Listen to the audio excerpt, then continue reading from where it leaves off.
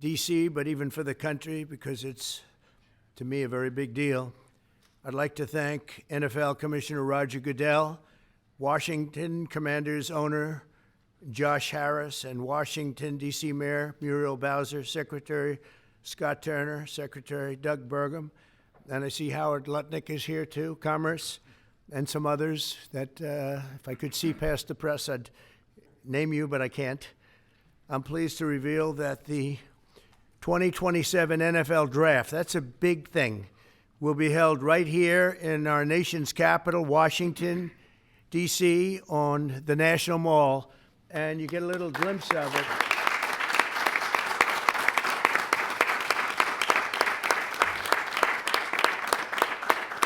I was just saying to Roger, I don't think there's ever been anything like that. That's a good idea. In fact, maybe we could use it for other things also. I have an idea. It's going to be beautiful. It's going to be something that nobody else will ever be able to duplicate that, I don't suspect. It's very exciting. Every year, hundreds of young football players have their dreams come true as the NFL teams across the land, and you just saw that last week, select the best young players in America to join their ranks. Hundreds of thousands of football fans will travel all across our country to cheer them on in person. We expect, would you say, more than 100,000 people, I think. What is the capacity would you think it can hold? Because the mall can actually hold up to 1 million people if you go all the way back. What do you think? Over 3 days, we'll be over 1 million. Oh, yeah, you're going to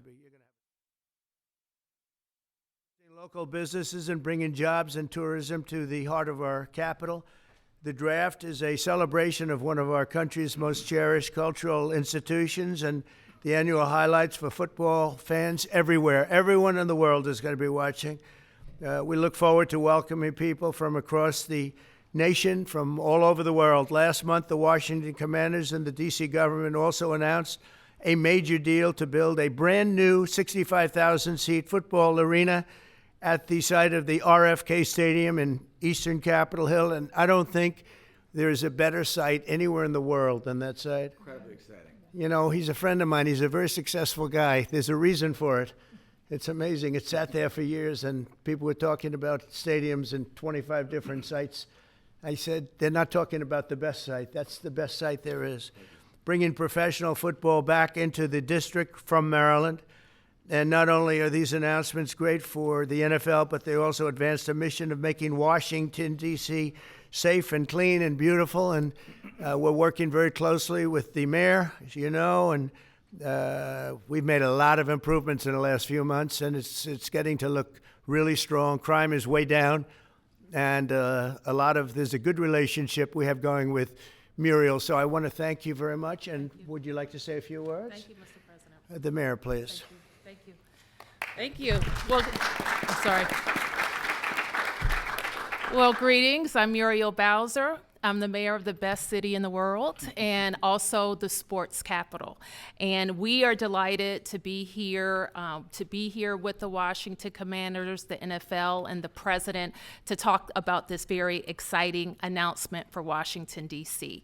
We believe in investing in sports because they have helped us transform neighborhoods, and the NFL bringing this event to the nation's capital will help us fill hotel rooms, our restaurants, and Americans from all 50 states will come to their nation's capital and enjoy our beautiful city and museum. So we're just delighted to be here, and we want to thank everybody for all the hard work to get here. Thanks, Mayor. Thank you.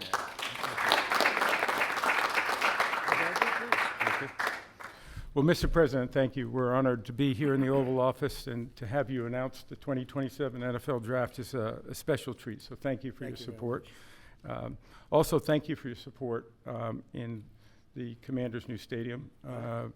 We agree it's going to be a great site. We think it's going to be great for our fans here, and it's great to come back home. And so we're very excited about that. Josh is leading the way on our behalf, and the mayor, so we thank both of them for that. We also want to thank you because in the first term, you helped us get a Canadian trade deal, which we want to make sure we note again and make sure you know. Canada does not like me too much.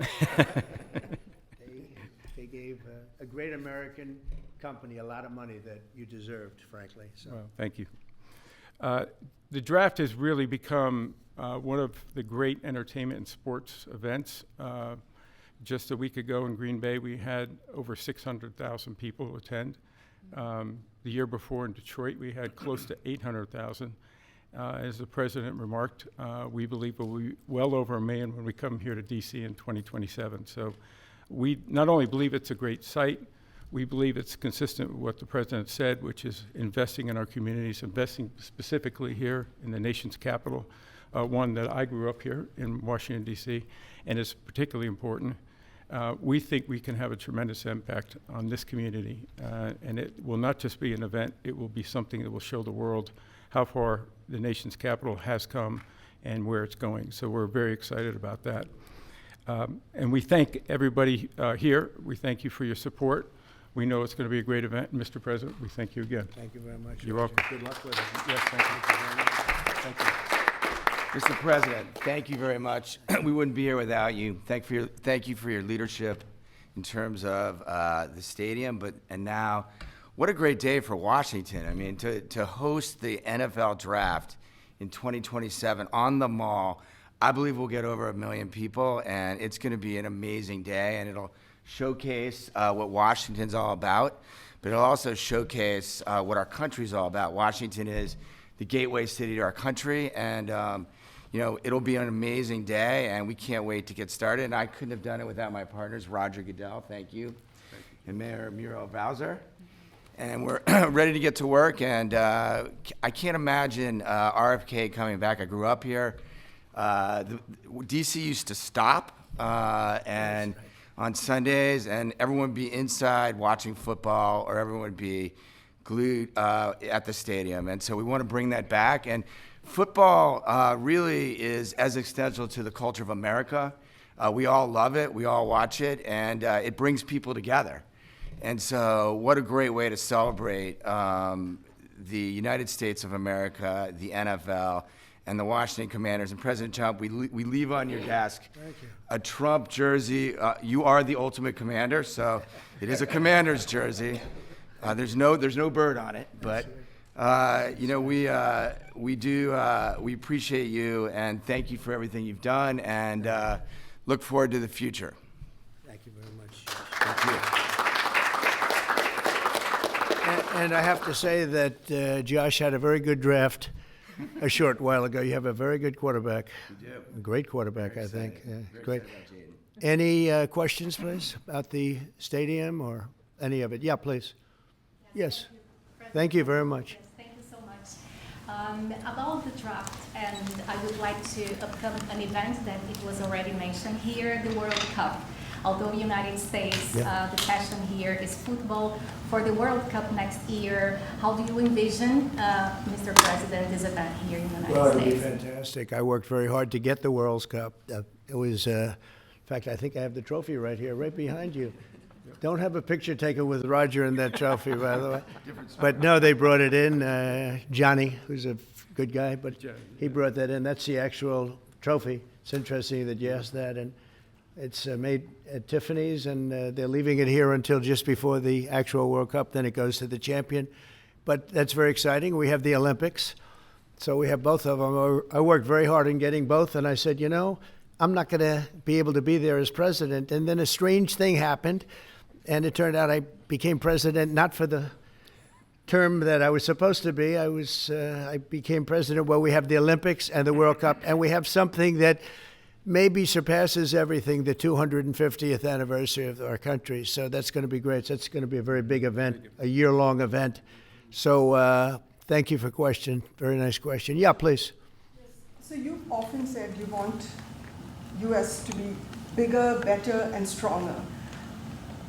Currently, Russia is the biggest country in the world by landmass, followed by Canada and then China.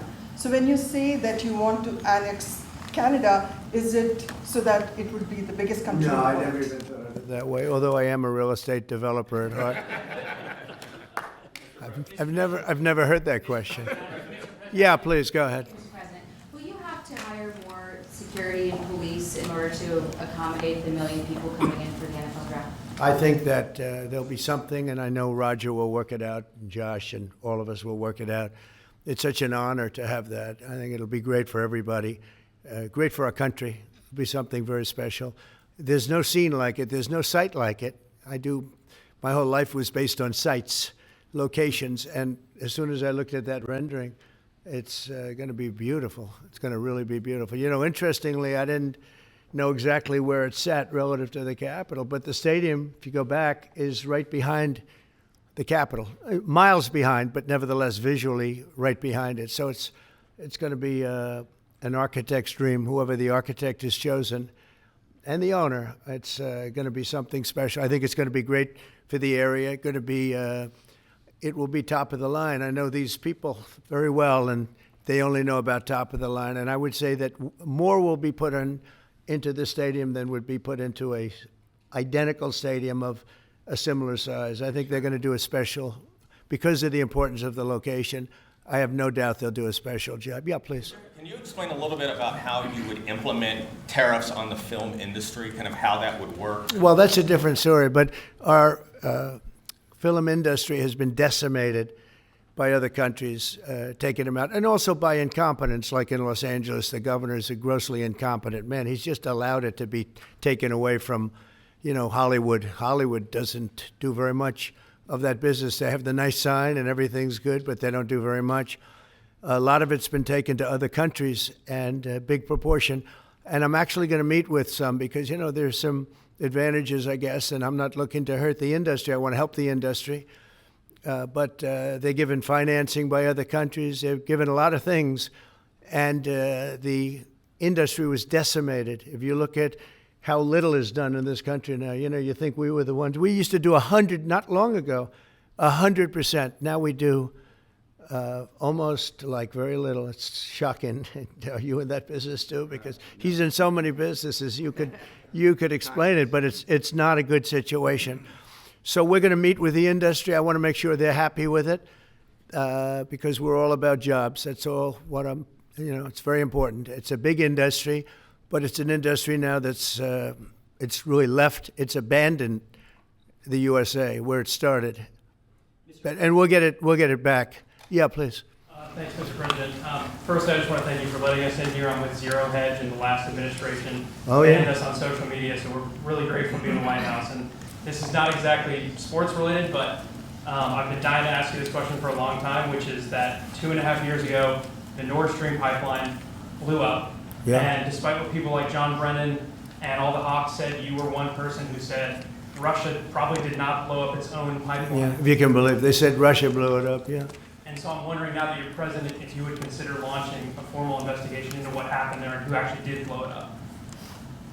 Well, probably if I asked certain people, I'd be able to tell you without having to waste a lot of money on an investigation. But I think a lot of people know who blew it up. But I was the one that blew it up originally because I wouldn't let it be built. And then when Biden got in, he allowed it to be built. And it's very interesting. But I think Russia, with the price of oil right now, oil's gone down. I think we're in a good position to settle. They want to settle. Ukraine wants to settle. If I weren't president, nobody would be settling. They're losing 5,000 people a day. Think of it. Here we talk about football. They're losing 5,000 people on average a week, mostly Russian soldiers and Ukrainian soldiers, 5,000 a week, not including people that are, killed as missiles go into areas that they shouldn't be. It's a very terrible thing, and I think we've come a long way, and it could be something will happen, but hopefully it will. As you know, President Putin just announced a 3-day ceasefire, which doesn't sound like much, but it's a lot if you knew where we started from, because they were not. We had a president that for 3 years didn't speak to Putin, and it all shouldn't have happened. This is a war that should have never happened. And you're going to be very disappointed when you find out the real number of people that were killed. It's far greater, many times greater, I believe, but far greater than the numbers that you're putting out. It's a very, very deadly, horrible war. Okay? Yes, ma'am. Thank you, Mr. President.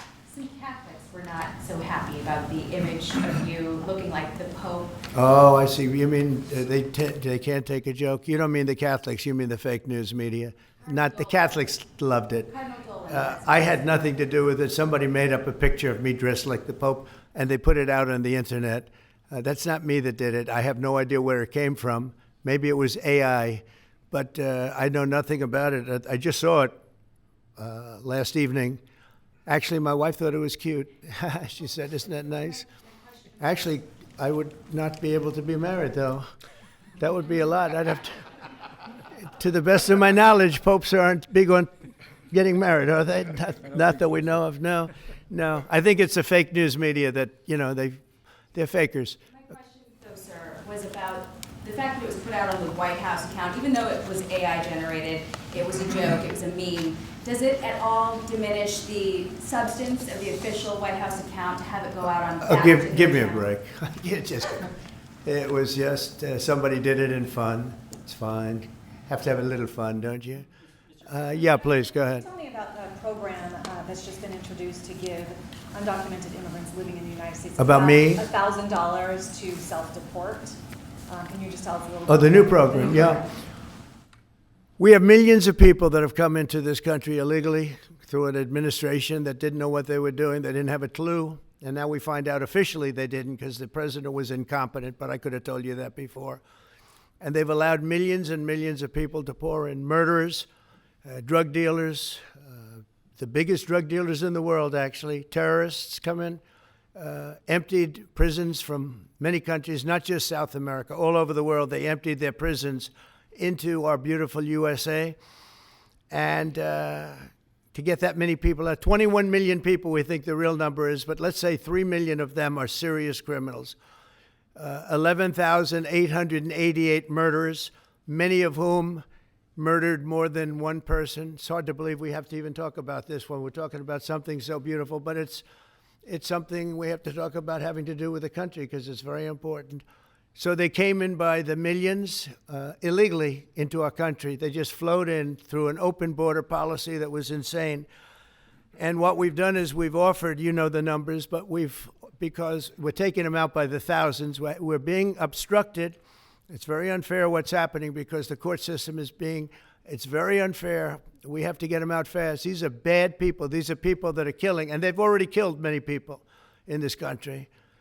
Illegal immigrants that came in illegally through an open border policy, which is insane. We talk about common sense. That's not common sense. And they came in from the Congo, all over Africa, all over Asia, all over South America, parts of Europe. They flowed in and just walked right into our country. We had no idea who they were.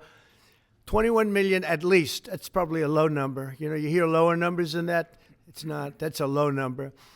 But many are really serious criminals and terrorists and people from jails. They emptied out jails. Venezuela, their crime is down 72% because they took all the criminals off the streets and the gangs and they dumped them into our country. So we're getting them out. It's a very difficult thing with the courts because the courts have all of a sudden, out of nowhere, they said, maybe you have to have trials. We're going to have 5 million trials. Doesn't work. You wouldn't have a country left. But hopefully the Supreme Court will save it. But what they've done is a very, very serious thing. Past presidents took out hundreds of thousands of people when needed. You look at Eisenhower, you look at many of them, and they took people out and they didn't go through any of this. But what we thought we'd do is a self-deport, where we're going to pay each one a certain amount of money, and we're going to get them a beautiful flight back to where they came from, and they have a period of time. And if they make it, we're going to work with them so that maybe someday, with a little work, they can come back in if they're good people, if they're the kind of people that we want in our company, industrious people that could love our country. And if they're not, they won't. But it will give them a path to becoming, to coming back into the country. If they miss that limit, they're going to be taken out of our country. And they will never get a path to come back in. And it'll be a much tougher process. And it's called self-deportation. And by doing that, you're talking about so many millions of people. By doing that, we've taken out thousands of terrorists, drug lords. What we've done is amazing. And I'm sure Tom Homan and Kristi Noem have done an incredible job. They really have done an incredible job. But it's a It's a hard job. So we're going to have a self-deportation where they deport themselves out of our country, and we'll work with them, and we're going to try, and if we think they're good, if they have, the people we want in our country, they're going to come back into our country. We'll give them a little easier route. But if they don't work, and if we take them out after the date, then they're never coming back, and that's the least of the problems that they're going to have. Yeah, please. What's your expectation for your meeting with the Canadian Prime Minister tomorrow? I don't know. He's coming to see me. I'm not sure what he wants to see me about, but I guess he wants to make a deal. Everybody does. They all want to make a deal because we have something that they all want. We have something that they all want. China wants to make a deal very badly. You see what's happening to China. China's being decimated, and I don't want that to happen. But they have to make a fair deal. We were losing hundreds of billions of dollars a year. We were losing think of it, on our trade policies with Biden. We're losing $5 billion a day. I think Josh, as a great businessman, would not let that happen too long, right? How many groups could lose $5 billion a day? If you lose $5 billion one day, that's the end of that company, right? You're fired. He says, you're fired. Get out of here. So we essentially did that, and we have it down to a very low number. We're doing really well, really well. Yeah. How did you decide to reopen Alcatraz? Can you walk us through that decision? Did I say what? To reopen Alcatraz, how will you use it? How did you come up with the idea? Well, I guess I was supposed to be a movie maker. We started with the movie making, and we'll end. I mean, it represents something very strong, very powerful in terms of law and order. Our country needs law and order. Alcatraz is, I would say, the ultimate, right? Alcatraz, Sing Sing and Alcatraz, the movies. But it's right now a museum, believe it or not. A lot of people go there. It housed the most violent criminals in the world, and nobody ever escaped. One person almost got there, but they, as you know the story, they found his clothing rather badly ripped up, and it was a lot of shark bites, a lot of problems. Nobody's ever escaped from Alcatraz, and just represented something strong having to do with law and order. We need law and order in this country, and so we're going to look at it. Some of the people up here are going to be working very hard on that, and we had a little conversation. I think it's going to be very interesting. We'll see if we can bring it back in large form, add a lot. But I think it represents something. Right now it's a big hulk that's sitting there rusting and rotting. You look at it, it's sort of, you saw that picture that was put out, it's sort of amazing. But it sort of represents something that's both horrible and beautiful and strong and miserable, weak. It's got a lot of qualities that are interesting, and I think they make a point. Okay, are you guys okay? I want to just say that it's such an honor to be up here with my friends, because this is a group of people that have done an amazing job, and all we can do, Muriel and I, is give them the greatest sight there is, I think, that I've ever seen for something like this. And I did very well in the real estate business. I think this is the greatest site there is anywhere in the world for exactly what you guys are doing. And we'll work with you. We've got a lot of work to do to get it going, but we'll work with you, and we'll try and make the dream come true. And I want to thank you all very much for being here. Thank you. Thank you very much.